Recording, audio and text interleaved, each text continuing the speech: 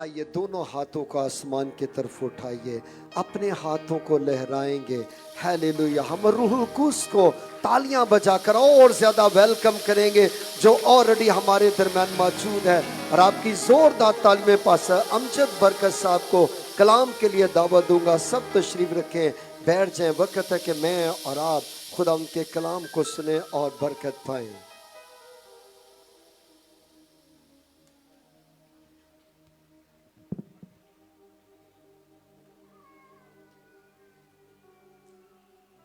Hallelujah.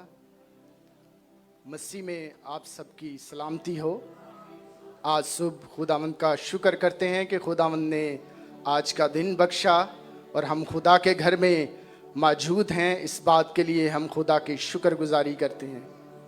आज खुदावंद ने मौका दिया कि कलीसिया में खुदा के कलाम की, खुदा के नाम की मुनादी कर सकूं। और मैं शुक्रगुजार हूँ अपने रूहानी उस्ताद सीनियर पास्टर अनवर फजल साहब का। इस वक्त वो हमारे साथ हैं, लाइव देख रहे हैं। मैं खुदा की शुक्रगुजारी करता हूँ, थैंकफुल हूँ। और इसी तरह पास्टर शौकत फजल साहब का और तमाम कलीसिया का जिन्होंने मौका दिया कि आज खुदावंद के जिंदा आवाज़ को आपके दरमियान पेश कर सकूँ। हालेलुया। क्या आप सब तैयार हैं? Praise hallelujah. जब भी कलाम खुलता है तो जिंदगियों में बहाली आती है, जिंदगियों में तरक्की आती है, अंधेरी जिंदगियों में रोशनी आना शुरू हो जाती है। आपके हालात जो हैं वो बदलना शुरू हो जाते हैं, क्योंकि कलाम में ऐसी कुव्वत है, कलाम में ऐसी ताकत है कि वो आपको, आपके हालात को, आपको बदल के रख देती है। हालेलुया। अपनी रूहानी तरक्की के लिए हम खुदा के जिंदा कलाम में से देखेंगे कि आज का जो इंसान है वो फिक्रों में पड़ा हुआ है। हर इंसान जो है वो फिक्र के अंदर है, परेशानी की हालत में है कि किस तरह मैं इस मुसीबत से, इस परेशानी से, इन हालात से जो मेरे खिलाफ हैं, ये हालात जो मेरे खराब हुए हैं, कैसे मैं इनसे बाहर निकलूंगा। यहां तक कि बहुत सारे ऐसे लोग हैं जो फिक्रों की कसरत लेके इस दुनिया से रुखसत हो जाते हैं, और उनके लिए भी खुदा का कलाम तसल्ली का, तशफ़ी का, इत्मीनान का काम करता है। लेकिन गर्ज ज़रूरत इस बात की है कि हम खुदा के कलाम की तरफ ध्यान दें। उन फिक्रों को हमें छोड़ना है जो हमारी ज़िंदगी पर अटैक करती हैं, जो हमें नीचे लेकर आती हैं। हमें नीचे नहीं रहना, क्योंकि खुदा ने हमें ऊपर आने के लिए बनाया है। उसने हमें बढ़ाने के लिए बनाया है ताकि हम आगे बढ़ें। इसी हवाले से हम खुदा का कलाम देखेंगे कि इंसानी फिक्रों से कैसे निपटा जा सकता है, कैसे हम इंसानी फिक्रों से निपट सकते हैं। फिक्रमंदी, सबसे पहले हमें जानने की जरूरत है कि फिक्रमंदी है क्या। ये फिक्र क्या है? फिक्र का जो मतलब है वो फिक्रमंदी से मुराद जो है किसी शख्स का किसी काम के लिए, किसी मामला के लिए सोचना और तदबीर करना। यानी हर शख्स जो है जब फिक्रमंद होता है तो वो सोचता है कि मैं कैसे इसे रिजॉल्व करूं, कैसे मैं इससे बाहर आऊं। वो इस बात की भी तदबीर करता है, इसका हल सोचता है कि कैसे मैं इससे बाहर आ सकता हूं। सो यहाँ खुदा का कलाम जो है वो फरमाता है कि हर शख्स की ख्वाहिश और शिकवा जो है वो होता है। हर शख्स जो है वो ख्वाहिश करता है कि मेरी ये फिक्रें जो हैं, मेरी ये जो ख्वाहिश है ये जो है पूरी हो जाए और मेरी फिक्र जो है वो दूर हो जाए। और वो शिकवा भी करता है, वो अपने अजीज़ों से, अपने इर्द गिर्द लोगों से शिकवा भी करता है कि कोई मेरा पुरसाने हाल नहीं, कोई किसी को मेरी फिक्र नहीं। दाऊद नवीस जो है वो ज़बूर 142 में दाऊद नबी जो है वो फरमाते हैं, ज़बूर 142 उसकी 4 आयत में, दाहिनी तरफ निगाह कर और देख मुझे कोई नहीं पहचानता, मेरे लिए कहीं पनाह ना रही, किसी को मेरी जान की फिक्र नहीं। दाऊद नबी जो है इस ज़बूर में वो गार में बैठे हैं और वो गार में बैठे कहते हैं कि दाहिनी तरफ, खुदा से कहते हैं कि दाहिनी तरफ निगाह कर और देख मुझे कोई नहीं पहचानता, मैं अकेला यहाँ गार में बैठा हूं, कोई मुझे यहाँ नहीं जानता कि मैं तेरा ममसू हूं, मैं तेरा बंदा हूं, कोई मुझे यहाँ पर नहीं जानता, मेरे लिए कहीं पनाह ना रही। वो दुआ करता है खुदा से, इल्तिजा करता है खुदा से कि मेरी जान को, किसी को मेरी जान की फिक्र नहीं। हम भी जब मुसीबत में होते हैं, तंगी में होते हैं, मुश्किलात में होते हैं, तो हम कहते हैं किसी को मेरी फिक्र नहीं, शिकवा करते हैं। लेकिन मेरे अजीजों, हर किसी के पास फिक्रों की एक लंबी फहरिस्त है। अगर आप किसी के पास बैठ जाएंगे, उसे अपना दुख बयान करेंगे, वो आपको लंबी फहरिस्त अपने दुखों की, अपनी फिक्रों की सुनाएगा, तो आप कहेंगे यार इसकी फिक्रें तो मुझसे भी ज्यादा हैं। सो शिकवा नहीं करना, बल्कि हमने इसका हल ढूंढना है कि हम अपनी फिक्रों को कैसे, मुश्किलात को कैसे हम अपनी जिंदगी से निकाल सकते हैं।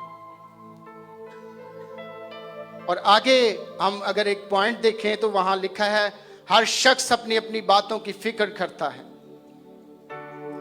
हर शख्स को अपनी अपनी बातों की फिक्र है, वो किसी की फिक्र में इन्वॉल्व नहीं होना चाहता। वो कहता है पहले मैं अपनी फिक्रें तो रिलीज कर लूं, पहले अपनी फिक्रों को तो खत्म कर लूं, फिर मैं किसी की फिक्रों की तरफ ध्यान करूंगा। अगर हम बच्चों को देखें तो बच्चे भी फिक्रमंद होते हैं। वो स्कूल जाते हैं, उनको फिक्र होती है कि हमने अपना काम कैसे करना है, असाइनमेंट्स मिलती हैं। एक छोटा बच्चा भी जो है वो फिक्र में रहता है, उसे फिक्र होती है कि मैं अपने माँ बाप को अच्छा रिजल्ट ला के दूं ताकि मेरी एप्रिसिएशन हो, मुझे अवार्ड मिले या मुझे इनाम मिले, प्राइज मिले। उसको भी फिक्र होती है कि मैं अच्छा काम जो है वो सर अंजाम दूं। वालिदैन को भी फिक्र होती है कि हमारे बच्चे जो हैं वो अच्छी तालीम हासिल करें, अच्छी तरफ जाएं, अच्छी चीज़ों को हासिल करें। माँ बाप भी इस फिक्र में रहते हैं। और इसी तरह बादशाह उमरा जो हैं वो भी फिक्र में रहते हैं कि हमने कैसे अपनी मुमलिकत को, अपने राया को कैसे हमने तरक्की देनी है, कैसे उनके साथ चलना है, कैसे उनको सहूलियात अनायत करनी है, वो भी इस फिक्र में रहते हैं। अमूमी इंसानी फिक्रें हैं। What are the general human worries, इनको भी हम सीखेंगे कि वो क्या हैं। जिंदगी के अंदर बहुत सारी फिक्रें हैं, बदनी फिक्रें हैं, मुआशरे की फिक्रें हैं और बहुत सारी फिक्रें हैं। अगर हम लुक्का की अंजील उसका 8 बाब उसकी 14 आयत से देखें तो यहां यूं मरकूम है और जो झाड़ियों में पड़ा उससे वो लोग मुराद हैं जिन्होंने सुना लेकिन वो होते होते इस जिंदगी की फिक्रों और दौलत और ऐशो इशरत में फंस जाते हैं और उनका फल पकता नहीं। मेरे अजीजों, जब कलाम बिखेरा जाता है, जब कलाम का बीज बिखेरा जाता है, तो बहुत से लोग इस कलाम को, इस बीज को रिसीव तो कर लेते हैं, अपने अंदर तो ले लेते हैं। हम चर्चिस में तो आते हैं, बैठते हैं, कलाम सुनते हैं, प्रस्तिश करते हैं, लेकिन जैसे ही हम बाहर की दुनिया में जाते हैं, हम अपने आप को उसी तरह का बना लेते हैं जैसे हम यहाँ आए थे, और बाहर जाकर वैसे ही हम हो गए। हमें कलाम के बीज को रिसीव करना है और अपनी जिंदगी में उसे फ्रूटफुल करना है। जब तक आप उस बीज को अच्छे तरीके से जरखेज मिट्टी में रिसीव नहीं करेंगे, अपने दिलों को नरम करके अपने दिल के अंदर तैयारी नहीं करेंगे, अपने आप को तैयार नहीं करेंगे, तो ये फ्रूटफुल नहीं होगा। फिर आप महज रस्मी तौर पर इबादत करने आए हैं, आप इबादत करके लौट जाएंगे, लेकिन आपका यहां आना किसी फायदा में नहीं। आप अपनी जिंदगी का नुकसान उठा रहे हैं। सो कलाम के बीज को जब भी रिसीव करें, उसे अमली जामा पहनाएं और उस पर अमल करें, और इस कलाम को दूसरों तक की भी पहुंचाएं, ताकि जब वो इस कलाम के बीज को जो आपके अंदर है दूसरा भी सुने तो वो भी तरक्की पाए। इसी से कलीसिया में रूहानी तरक्की होती है। और इसी तरह जो दूसरा पॉइंट है, उसमें ज़रूरियात ज़िंदगी की फ़िक्रें हैं। अगर हम मत्ती की अंजील उसका 6 बाब उसकी 25 से 27 आयत देखें, हम निकालेंगे मत्ती की अंजील उसका 6 बाब उसकी 25 आयत से हम देखेंगे। यहां कलाम मुकद्दस में यूं मरकूम है, इसलिए मैं तुमसे कहता हूं कि अपनी जान की फिक्र ना करना कि हम क्या खाएंगे, क्या पिएंगे, और ना अपने बदन की कि क्या पहनेंगे। क्या जान खुराक से और बदन पोशाक से बढ़कर नहीं। हवा के परिंदों को देखो कि ना बोते हैं, ना काटते हैं, ना कोठियों में जमा करते हैं, तो भी तुम्हारा आसमानी बाप उनको खिलाता है। क्या तुम उनसे ज्यादा कदर नहीं रखते? तुम में ऐसा कौन है जो फिक्र करके अपनी उम्र में एक घड़ी भी बढ़ा सके? आमीन।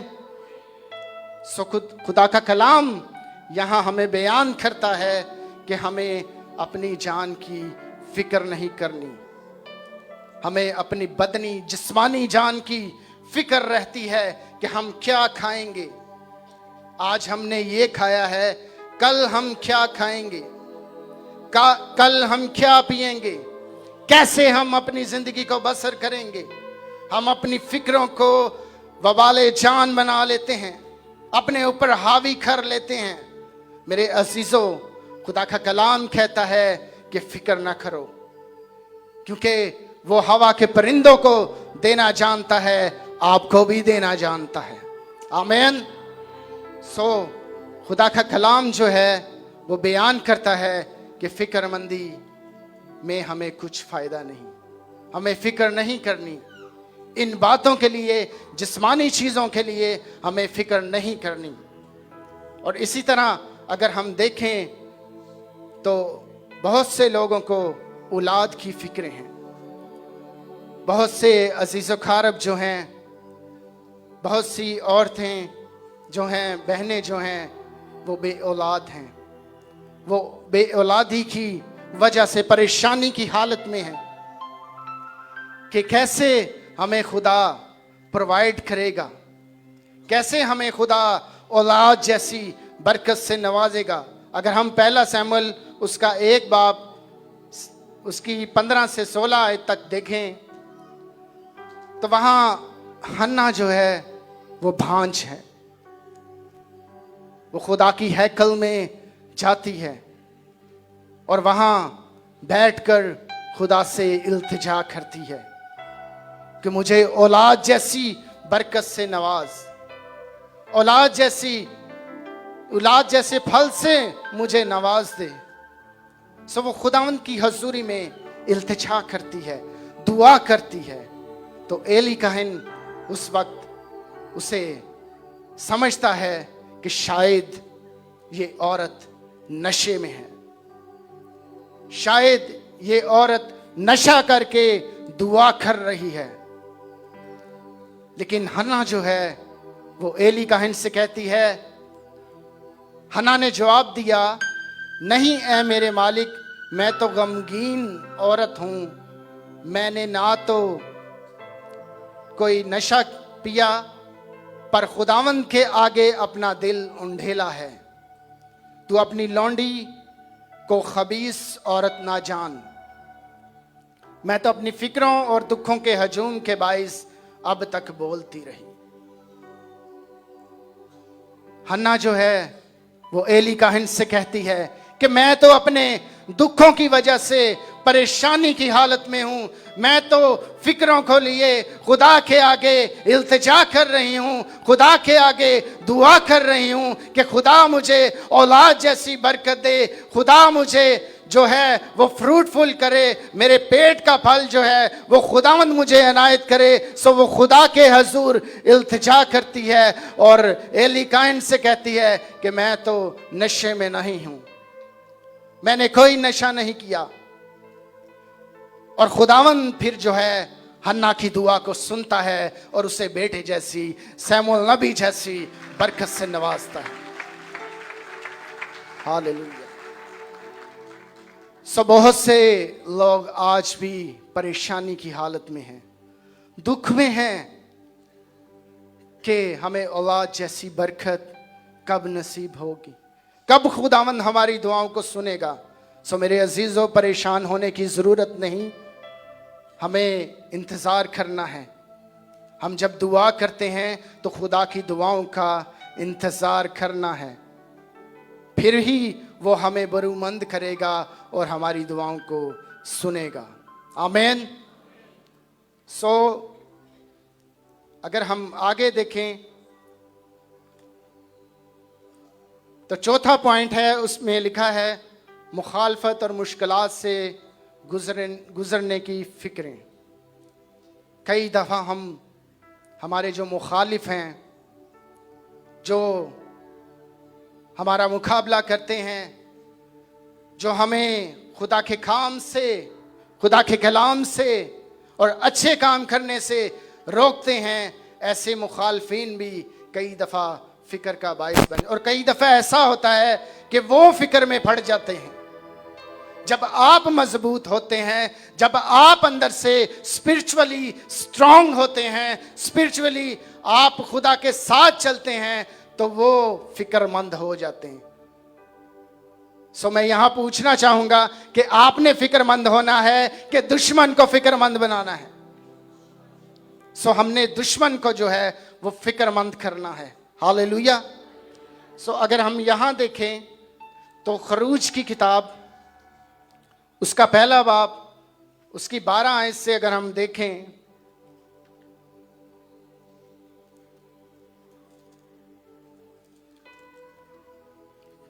तो यहां बनी इस्राइल का जिक्र किया गया है। बनी इस्राइल जो है वो मिस्र में गुलामी की हालत में है और मिस्री जो हैं वो उन पर जुल्म सितम, उन पर जबर करते हैं। अगर हम यहाँ पढ़ें तो यहाँ यूं मरकूम है, 8 आयत से हम पढ़ेंगे। तब मिस्र में एक नया बादशाह हुआ जो यूसुफ को नहीं जानता था और उसने अपनी कौम के लोगों से कहा, देखो इस्राएल हमसे ज्यादा और कवि हो गए हैं, सो आओ हम उनके साथ हिकमत से पेश आए, तना हो कि जब वो और ज्यादा हो जाएं और उस वक्त जंग छिड़ जाए तो वो हमारे दुश्मनों से मिलकर हमसे लड़ें और मुल्क से निकल जाएं। इसलिए उन्होंने उन पर बेगार लेने वाले मुकर्रर किए जो उनसे सख्त काम ले लेकर उनको सताएं। सो उन्होंने फ़िरौन के लिए ज़ख़ीरा के शहर पतूम और रमाइस बनाए, पर उन्होंने जितना उनको सताया वो उतना ही ज़्यादा बढ़ते और फैलते गए। इसलिए वो लोग बनी इस्राएल की तरफ से फिक्रमंद हुए। आमीन। बनी इस्राएल ने उन्हें फिक्रमंद कर दिया। वो थोड़े से थे लेकिन उन्होंने उन बहुतों को फिक्रमंद कर दिया। उन्होंने अपने खुदा को ना छोड़ा, उन्होंने गुलामी को भी कबूल किया और जबर की हालत में भी उन्होंने काम को सरअंजाम दिया। लेकिन वो बढ़ते गए, वो बढ़ते गए। मिस्री जो हैं वो परेशान हुए कि हम कैसे इनको गिराएं, कैसे हम इनको काबू में रखें। परेशानी की हालत में पड़ गए कि ऐसा ना हो कि ये दूसरों के साथ मिलकर हम पर गालिब आ जाएं, हम पर जो है हमला बोल दें और हम जो हैं वो नाकाम हो जाएं और ये हमारे चुंगल से निकल जाए। इब्लीस भी यही चाहता है। इब्लीस भी कई दफ़ा हमें फंसाने की कोशिश करता है कि ये बस मेरे काबू में रहे, इसको मैं फिक्रों में ही डाले रखूं, इसको फिक्रों से बाहर ना निकलने दूं, ताकि ये जो है मेरे चुंगल में फंसा रहे और मैं इस पर जुल्म सितम और इस पर जबर करूं और ये मेरे काबू में रहे। लेकिन मेरे अज़ीज़ों, जब आप खुदा के पास आ जाते हैं, जब आप खुदा को अपनी फिक्रें दे देते हैं तो खुदा आपको बरूमंद करता है और इब्लीस से छुड़ा लेता है। कब? जब आप तैयार होते हैं, जब आप कहते हैं कि मैं खुदावंद तुझे कबूल करता हूं, मैं खुदावंद तुझे अपना शख्सी निजात दहिंदा कबूल करता हूं। जब आप गुनाह की हालत में होते हैं तब भी खुदावंद को फिक्र होती है, वो हमारी फिक्र करता है। वो 99 को छोड़कर एक के पीछे जाता है क्योंकि उससे हमारी फिक्र है। वो नहीं चाहता कि हम हलाक हों, वो नहीं चाहता कि हम गुनाह की जिंदगी बसर करें, क्योंकि इसका सबूत जो है वो अगर हम देखें तो यीशु मसीह ने सलीब पर अपनी जान देकर हमें बचा लिया ताकि हम हलाक ना हो बल्कि हमेशा की जिंदगी के वारिस बने। सो खुदा जो है हमें हलाक नहीं होने देना चाहता। मुखालफत के हवाले से बात हो रही, बहुत से लोग जो हैं वो मुखालफत करते हैं, खुदा के कामों में रुकावट डालते हैं कि कैसे हम खुदा के काम को रोकें, कैसे हम इन प्रोजेक्ट्स को जो खुदा के काम के लिए चल रहे हैं कैसे इसमें खलल डालें, कैसे हम इसको स्टॉप करें। खुदा का काम यहां क्यों ज्यादा बढ़ रहा है? इब्लीस जो है वो इंसानों के अंदर आकर काम करता है और वो खुदा के लोगों को खुदा के कामों में खलल डालने की कोशिश करता है। सो हम ऐसे इब्लीस को भी जो मुश्किलात को पैदा करता है, जो कलीसियाओं में खलल डालता है, कलीसियाओं के प्रोजेक्ट्स को रोकने की कोशिश करता है, उस इब्लीस को भी यीशु नाम से डांटते हैं।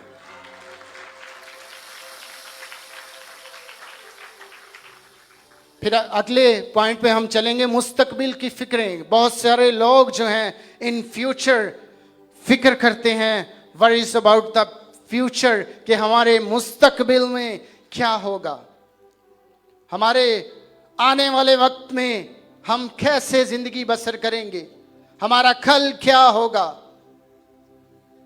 हमारे बच्चे कल किस मुकाम पर होंगे, हम किस मुकाम पर होंगे। इस बात की भी फिक्र इंसानों के अंदर लगी रहती है कि हम किस तरह मुस्तकबिल में जो हैं कामयाब होंगे। ब्राइट फ्यूचर जो है वो हम चाहते हैं कि हमारा जो फ्यूचर है वो ब्राइट हो, हम एक रोशन सितारे की तरह इन फ्यूचर चमकें। लेकिन मेरे अजीजों, जब तक हम खुदा में नहीं आएंगे, जब तक हम तौबा नहीं करेंगे, जब तक हम अपने गुनाहों का इनकार नहीं करेंगे, उस वक्त हम ब्राइट स्टार नहीं बन सकते। जैसा खुदा का खादम अजीम, खुदा का खादम सूरमा सीनियर पास्टर अनवर फजल हैं, उन्होंने खुदा को कबूल किया और खुदा की हजूरी में आए, उन्होंने खुदा के कामों को करना शुरू किया, उन्होंने रोया जो है वो खुदावंद की रोया को पूरा किया, तो खुदावंद ने आज उन्हें ब्राइट फ्यूचर और ब्राइट जो है स्टार बनाकर इस दुनिया में उभारा, ताकि खुदा के कलाम की, खुदा के नाम की मुनादी हो सके। सो इस बात के लिए भी खुदावंद की शुक्रगुजारी करते हैं। बहुत सारे लोग जो हैं वो दूसरे लोगों को राज़ी करने की फिक्र में रहते हैं कि हम किस तरह अपने अजीज़ों को राज़ी करें, किस तरह हम अपने अजीज़ों को खुश करें। सो इस फिक्र में भी बहुत सारे इंसान लगे रहते हैं और इस वजह से काफ़ी मुश्किलात जो हैं वो ज़िंदगी में आती हैं। बहुत सारे भाई जो हैं वो नशा करते हैं, नशा करने के दौरान वो अपने दोस्त को खुश करने के लिए वो उसे कहता है, यार एक काश्ते ला, मैं तेनू कह रहा तू मेरा दोस्त नहीं, ए शराब दा गिलास फड़ ते पी ते मैं ਇਹਦੇ ਨਾਲ खुश होवांगा। मेरे अजीजों, उन नशाबाजों के लिए मेरा आज मैसेज है, खुदा आपको इस्तेमाल करना चाहता है, खुदा आपको अपने जलाल के लिए इस्तेमाल करना चाहता है। इस नशा को छोड़ दीजिए, इसमें कुछ नहीं पड़ा, आपकी जिंदगी बर्बाद हो जाएगी, आप गुनाह की हालत में ही मर जाएंगे, आप मौत के मुंह में चले जाएंगे, क्योंकि खुदा ने जो है वो हमेशा की जिंदगी में हमें दाखिल करने का वादा किया है। सो हमने हमेशा की जिंदगी में दाखिल होना है, ना कि हमने मौत में दाखिल होना है। सो मेरे अजीजों, इसी तरह अगर हम देखें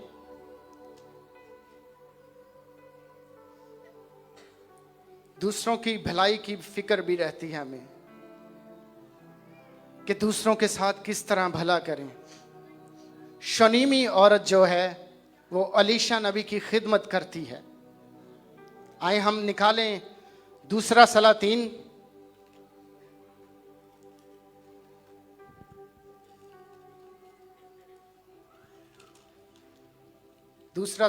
उसका 4 बाब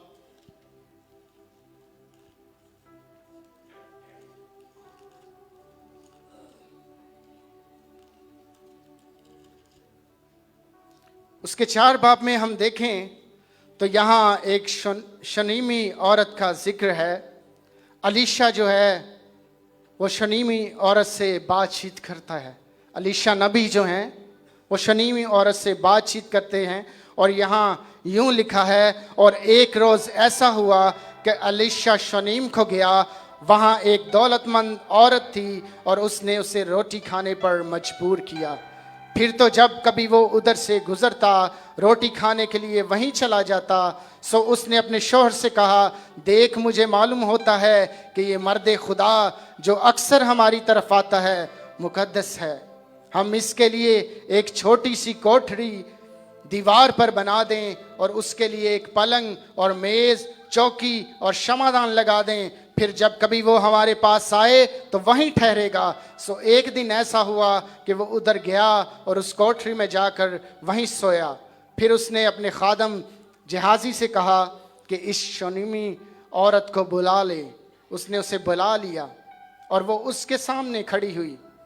फिर उसने अपने खादम से कहा, तू उससे पूछ कि तूने जो हमारे लिए इस कदर फिक्रें की तो तेरे लिए क्या किया जाए। वो खुदा के खादमों की फिक्र करती है। अलीशा नबी जो है वो उनसे पूछते हैं कि तूने हमारी खिदमत की है, इसके इवज तुझे क्या दें। और वो आगे से जवाब देती है वो कोई डिमांड नहीं रखती, वो कुछ नहीं कहती, तो जहाजी जो है वो बताता है कि ये बे औलाद है। सो अलीशा नबी जो है उस शनीमी औरत को जो है वो बरकत देता है, तो वो औरत जो है खुदा उसे औलाद से नवाजता है और उसे बेटे जैसी बरकत देता है। सो कई दफा हम खादमों की खिदमत करने में भी पीछे रह जाते हैं। हम कहते हैं कि खादमों की खिदमत जो है वो खादम तो पहले ही बड़ी खिदमत करवाते ने, इन्हां दी की खिदमत करिए। मेरे अजीजों, ऐसा नहीं। जो शख्स जो भी खुदावंद के खादमों की इज्जत करता है, खुदा उसे तरक्की सरफराजी से मामूर करता है। खुदा अपने लोगों को बरकत देता है। कब? जब वो अपने खादमों की इज्जत करता है, क्योंकि ये खुदा के चुने हुए लोग होते हैं। खुदा ने इन्हें अपने कलाम के लिए, अपनी खिदमत के लिए चुना है ताकि वो कलीसिया की तरक्की के लिए काम करें, आपकी तरक्की के लिए काम करें, आपकी जिस्मानी और रूहानी तरक्की के लिए काम करें। इसलिए खुदावंद ने चुना है। और कलीसिया की रहनुमाई जो अच्छे खादिम हैं, जो खुदा की खिदमत करते हैं, जो पूरे तौर पर वफादारी के साथ खुदा की खिदमत करते हैं, खुदा उनकी दुआओं को सुनता है और कलीसिया में भी तरक्की लेकर आता है। हालेलुया। सो हम आगे देखेंगे, रूहानी मामलात की फिक्र भी रहती है। रूहानी मुर्दगी जो है, अगर हम रूहानी तौर पे मुर्दा हैं तो हम कुछ भी नहीं। रूहानी तौर पर हमें बेदार होने की फिक्र में रहना है। मैंने शुरू में बताया कि कुछ फिक्रें ऐसी हैं जिसमें हमने जो है वो तेजी दिखानी है, लेकिन कुछ फिक्रें ऐसी हैं जिनमें हमें खुदा को सामने रखना है। रूहानी तौर पर आप तब ही तरक्की पा सकते हैं जब आप खुद इरादा करेंगे कि मैंने खुदा के साथ चलना है, खुदा के साथ वफादारी के साथ चलना है, उसके कलाम के मुताबिक अपनी ज़िंदगी गुजारनी है।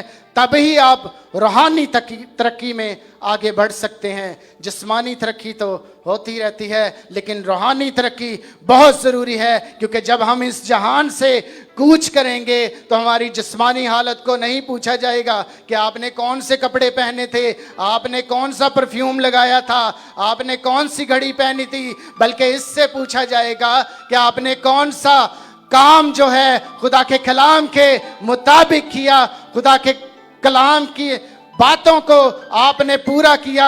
उस स्पिरिचुअलिटी को खुदा पूछेगा कि आपने अपनी लाइफ किस तरह गुजारी है, तब ही हम उस हमेशा की जिंदगी में दाखिल हो सकते हैं।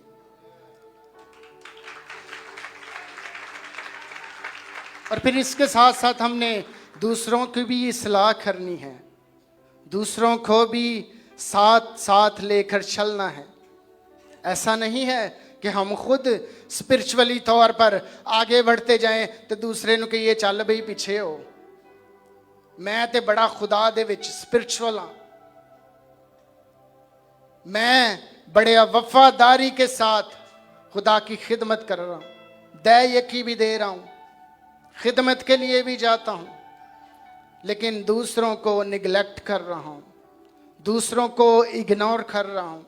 मेरे अजीज़ों, ऐसा नहीं है। खुदा का कलाम कहता है कि दूसरों की भी इस्लाह करो, अपने भाई की, अपने बहन की, अपने अजीज़ क़रीब की। हर वो शख्स कलीसिया में आपका बहन भाई है जो आपके साथ बैठा है। ज़रूरी नहीं कि आपके सगे बहन भाई आपके बहन भाई हैं। कलीसिया जो है वो एक जमायत है, और जमायत में बैठा हर शख्स जो है वो आपस में एक फर्द है, और वो मसीह का ममसू है। आमीन। सो आपने अपने आप को चेक करना है कि हम खुदा में हैं कि हम अबलीस के हाथों में हैं। सो इसी के साथ अगर हम आगे देखें तो फिक्रों के हवाले से जो बाइबल हमें बताती है वो क्या है।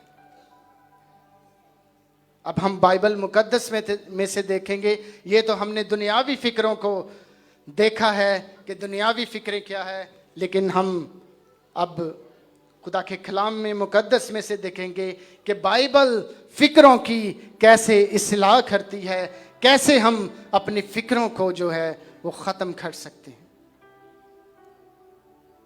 खुदा के कलाम में लिखा है फिलिपियों उसके 4 बाब उसकी 6 आयत में, किसी बात की फिक्र ना करो, किसी बात की फिक्र ना करो, बल्कि हर एक बात में तुम्हारी दरख्वास्तें दुआ और मिन्नत के वसीला से शुक्रगुजारी के साथ खुदा के सामने की जाएं। शुक्रगुजारी के साथ। बहुत दफा ऐसा होता है हम खुदा से मांगते हैं, खुदा के अजीम खादम जब भी दुआ करते हैं और उसके बाद वो शुक्रगुजारी की दुआ करवाते हैं कि नहीं करवाते। हमें भी इस मेथड को अपनाना है। खुदा का कलाम भी यही कहता है कि जब आप दुआ करें तो उसके बाद शुक्रगुजारी करें कि खुदावन तूने मुझे दे दिया, अब बस मुझे उसका इंतज़ार है, उस चीज़ का, उस बात का जो आपने खुदा के आगे रखी है उसका इंतज़ार करें, क्योंकि खुदा जो है ऐन वक्त पर आपको मुहैया करेगा। हालेलुया। अपनी दरख्वास्तें जो हैं वो शुक्रगुजारी के साथ खुदा के सामने रखें और फिक्र ना करें। इसी तरह ज़रूरियात ज़िंदगी जो है उसमें भी हमें जो है वो फिक्रों में हम घिरे हुए हैं, और हम हर उस बात में खुदा की शुक्रगुजारी करते हैं कि खुदा हमारी फिक्रें करता है, खुदावंद हमारी फिक्र करता है। ज़बूर 40 उसकी 117 उसकी 17 आयत में देखेंगे, यहाँ पर यूं मरकूम है, पर मैं मस्कीन और मोहताज हूँ, खुदावंद मेरी फिक्र करता है। ज़बूर नवीस दाऊद नबी कहता है कि मैं मस्कीन और मोहताज हूँ, लेकिन क्या है कि खुदावंद मेरी फिक्र करता है। क्या ही आला बात है कि खुदावंद आपकी फिक्र करता है। कोई इंसान आपकी फिक्र नहीं करता। इंसान आपकी फिक्र करेगा, वो आपको बातों से तसल्ली देगा, लेकिन खुदा जो है वो अमली तौर पर आपकी फिक्र करता है और आपको अमली तौर पर जो है वो चीज़ें प्रोवाइड करेगा। वो जो बात आपने खुदावंद के आगे रखी वो खुदा ही दे सकता है, इंसान नहीं दे सकता। इसलिए हमारा तवक्कल जो है, हमारा भरोसा जो है वो खुदा पर होना चाहिए। आमीन। क्योंकि खुदा हमारी फिक्र करता है और उसने तो पहले से ही हमारे लिए चीज़ों को तैयार कर रखा है। ये सूरज, चांद, सितारे जो हैं और ये दरख्त जो हैं, ये जानवर जो हैं और जो जितनी भी चीज़ें खुदावंद ने इंसान के पैदा होने से पहले ही बना दी ताकि आप इन चीज़ों से लुत्फ़ अंदोज़ हों। ये आप ही के लिए खुदा ने बनाई है, क्योंकि उसको आपकी फ़िक्र थी। उसको फिक्र थी कि मेरा बंदा जब पैदा किया जाएगा तो वो किन किन चीज़ों की उसे ज़रूरत है। उसे फिक्र थी तो उसने इन चीज़ों को पैदा किया और बिला तफरीक किया। खुदा जो है वो मुहैया करता है, वो यहोवा यरी है, वो मुहैया करने की कुदरत रखता है। इब्राहिम जब इसहाक को ज़िबा करने के लिए लेकर गया तो वहां जब इसहाक को ज़िबा करने लगा, छुरी चलाने लगा, तो खुदा ने वहां एक मेंढा को प्रोवाइड किया, क्योंकि खुदा किसी की हलाकत नहीं चाहता। खुदा ने जो है वो मेंढा प्रोवाइड किया ताकि इसहाक की जगह वो मेंढा जो है वो कुर्बान किया जाए, ताकि वो इसहाक को जो खुदा ने इब्राहिम को उसका ईमान चेक करने के लिए खुदा ने उससे कहा कि अपने बेटे को कुर्बान कर दे, और उसमें वो वफादार ठहरा। उसने अपने बेटे को भी कुर्बान करने से दरेग ना किया, बल्कि उसने उसे कुर्बान करने के लिए तैयार हो गया। और खुदा ने उसे वो मेंढा प्रोवाइड किया, क्योंकि वो यहोवा यरी है, वो मुहैया करता है, वो आपको और मुझे भी देने की कुदरत रखता है। हालेलुया। वो मुसीबत में हमारा मुस्तद मददगार है। जब हम मुसीबतों में होते हैं वो हमारा मुस्तद मददगार है, वो हमें मुसीबतों से निकालता है। दानियल नबी को जब शेर खिमान में डाला गया तो वहां उसने किसी इंसान से मदद मांगी, बल्कि उसने उस जिंदा खुदा से, जिस पर उसका तवक्कल था, जिस पर उसका भरोसा था, जिस पर उसे ईमान था, उसने उससे मदद मांगी, क्योंकि उसे पता था कि वही मुस्तद मददगार है और वही इस मुसीबत से उसे छुड़ाएगा। सो खुदा ने शेरों के मुंह को भी बंद कर दिया।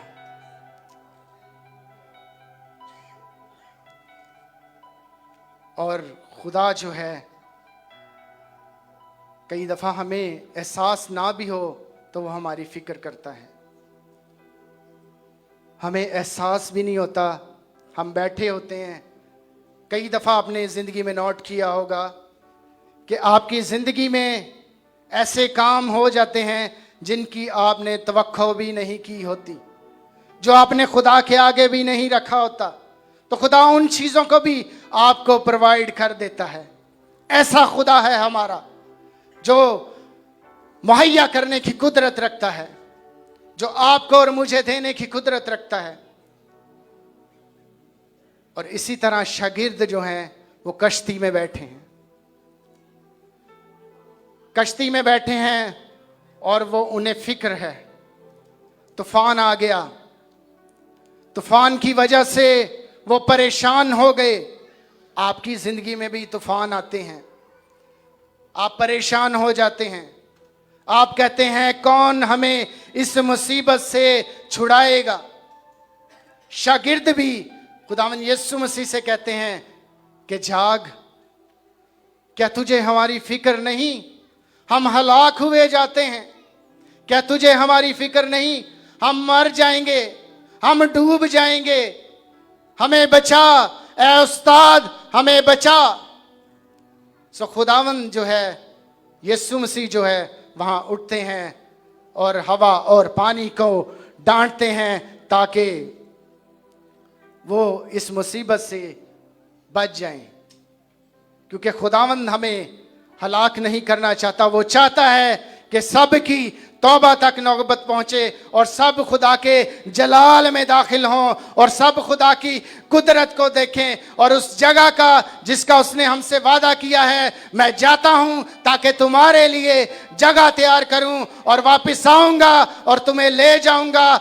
मेरे अजीजों, मैं और आप उस जगह पर जाने के लिए अपने आप को तैयार करें। छोड़ दें इन दुनियावी फिक्रों को और अपनी स्पिरिचुअल फिक्र की, अपनी स्पिरिचुअल लाइफ पर अपना जोर दें, अपना ध्यान जो है स्पिरिचुअल लाइफ की तरफ दें, ताकि आप रूहानी तरक्की पाकर रूहानी तरक्की को रिसीव करें और उस जलाल में दाखिल हों जिसका उसने हमसे वादा किया है। खुदावंद आप सबको इस कलाम के वसीला से बरकत दे।